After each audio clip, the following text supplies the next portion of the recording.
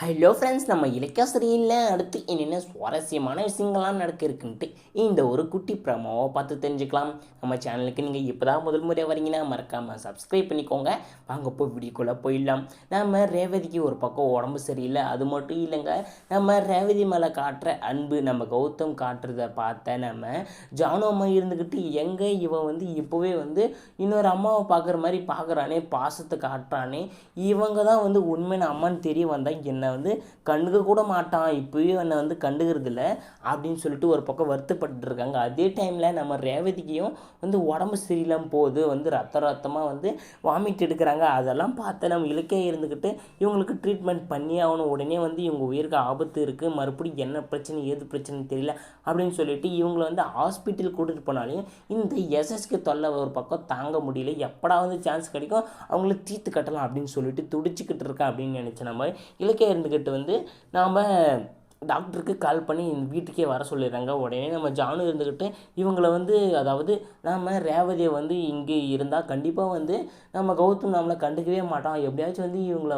போக வச்சிடணும், அதாவது ரேவதியை வீட்டை விட்டு வெளியே போக வைக்கணும் அப்படின்னு சொல்லிட்டு பழி வாங்குற குணம் இல்லாமல் ஒரு சால்வாக இவங்களை வெளியே அனுப்பிச்சிட்டா போதும் அப்படின்ற மாதிரி நினைக்கிறாங்க. இதை நினச்சி நம்ம ஜானு இருந்துக்கிட்டு அச்சோ இலக்கியம் அப்படின்னா இவங்களுக்கு ரொம்ப முடியல, இவங்களை நம்ம ஹாஸ்பிட்டலுக்கு கூட்டிகிட்டு போயிடலாம் அப்படின்ற மாதிரி சொல்லி கொஞ்சம் வெளியே அனுப்ப பார்க்குறாங்க. ஆனால் நம்ம இலக்கிய இருந்துக்கிட்டு இல்லை அத்தை, அவங்களுக்கு வெளியே போனால் பிரச்சனை இருக்குது, ஆபத்து, அதனால தான் நான் எங்கள் டாக்டர் இங்கேவே வர சொல்லியிருக்கேன் அப்படின்னு சொல்லிட்டு சொல்கிறாங்க. உடனே இதெல்லாம் கேட்ட ஜானு இருந்துக்கிட்டு வேறு வழி இல்லை, நம்ம தான் அவளுக்கு உடம்பு சரியில்லை, இந்த டைமில் அவங்கள யாரு கவனிச்சுப்பா, எங்கள் வீட்டில் நாமளே கவனிச்சிக்கலாம், சரியானதுக்கு அப்புறம் பார்த்துக்கலாம் அப்படின்னு சொல்லிட்டு நம்ம ஜானு ஒரு முடிவு எடுத்துடுறாங்க.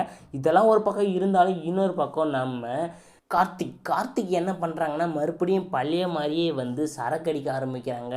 அதாவது நம்ம பிரியா முன்னாடியே இந்த அஞ்சலி இந்த மாதிரி பேசிட்டு போனதுனால மனசு உடஞ்சி போய் மறுபடியும் பிரியா என் கூட பேச மாட்டா, கண்டிப்பாக அவ்வளோதான், நான் அடுத்த கனவு கண்டு வச்சுருந்தா அதுவும் முடிச்சு விட்டுட்டாங்க போங்க அப்படின்ற மாதிரி சொல்லிட்டு போயிட்டா இந்த அஞ்சலிக்கு ஒரு முடிவு கட்டி ஆகணும் அப்படின்னு சொல்லிட்டு நம்ம கௌதம் என்ன பண்ணுறாங்க, நீ பிரியா பார்க்க போனே, உன் மனசில் இருக்கிற அபிப்பிராயத்தெல்லாம் சொல்ல போனேன், என்னடா ஆச்சு அப்படின்ற மாதிரி கேட்குறாங்க. உடனே கார்த்திக் அண்ணன் போன இடத்துல இந்த மாதிரி இந்த அஞ்சலி நான் இப்படியெல்லாம் சொன்னேன், சரியான நேரத்தில் இவ எல்லாத்தையுமே கெடுத்துட்டா, மொத்த உண்மையும் போட்டு உடைச்சிட்டா, என்னோட வாழ்க்கையை மறுபடியும் இவ சீரழிச்சிட்டானா, நான் என்னென்னா பண்ணிட்டோம் அப்படின்னு சொல்லிட்டு அவர் ஒரு பக்கம் புலம்புறாரு. இதெல்லாம் கேட்ட நம்ம இலக்கியம் இருந்துக்கிட்டு இவளை இப்படியே விட்ட வேலைக்கே ஆகாது அப்படின்னு சொல்லிட்டு நம்ம இலக்கியம் ஒரு பயங்கரமான அதிரடி முடிவு எடுக்கிறாங்க. இந்த அஞ்சலி இருந்துக்கிட்டு நம்மளுக்கு இன்னும் டைவர்ஸ் ஆகல, நம்ம 2 பேரும் புருஷன் முன்னாடி தான் அப்படின்னு சொல்லிட்டு சொன்னதை நம்ம இலக்கியா கிட்ட சொன்னதுமே இலக்கியா இருந்துக்கிட்டு